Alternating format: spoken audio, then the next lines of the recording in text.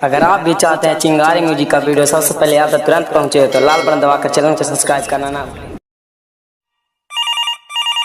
Hello माल माल के माल कैसन माल रे? ए माल अरे बोल ना केकरा से बात करे के हको के बोला ही तू? माल रे छोड़ा हमरा पहचाने ही मार के नाक मुंह फुला देबो। हमर बात ध्यान से सुन।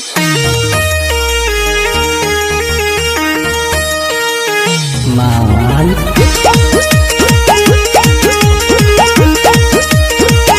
माल म्यूजिक बाय चंदन सिंह। फेरे कहाँ से फोन छोड़ा पैनी हरे बोल कहाँ के नंबर लगैनी हरे। अरे क्या बोल रहा हूँ बोले। फेरे कहाँ से फोन छोड़ा पैनी हरे बोल कहाँ के नंबर लगैनी हरे। सच सच बता दे रे छौड़ा पूछो ही सवाल। सच सच बता दे रे छौड़ा पूछो ही सवाल। माल पगला है की रे दिमाग खराब हो कौ? ए माल रे छौड़ा घर में माई बहन नहीं हो की? माल गे मैया गे देखी ना कोई फोन करके माल माल कैले है बेसर में बुझाई है। बोले बोले के हमर माल हो कौ कैसन हो की बोले के हमर माल हो कौ कैसन हो अच्छा समझ गेले उससे पूरा से सोनुआ बोल ही तू।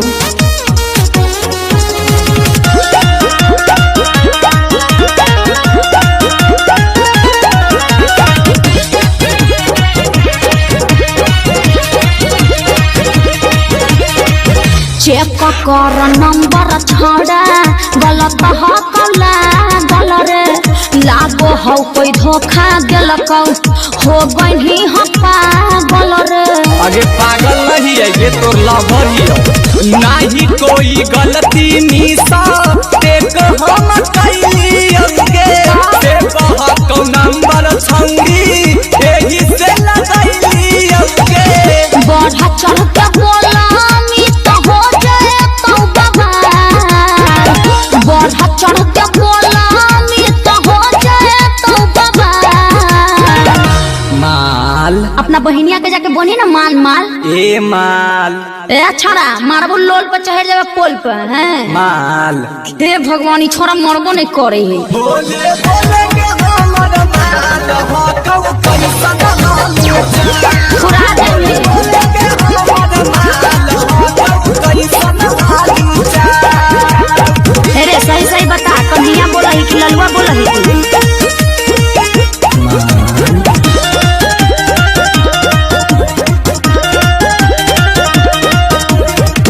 नहीं हो कि सुना त तोरा हो कि बुरा करे। अमित यासी कभी की हो जाता सो करे। देख छोड़ा सही सही बता क्या बोल रही तू? कहियो साच छौरी बातिया रे मान गे। अच्छा हम हियो लवर तोर तानी पहचान गे। बतिया बनाबो हो कि बड़ी रे कमाल। बतिया बनाबो हो कि बड़ी रे कमाल।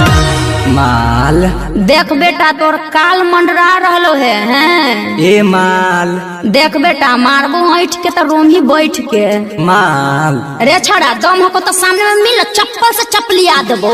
बोले बोले के हमर माल हो कौ कैसन हो बोले के हमर माल हो कौ कैसन हो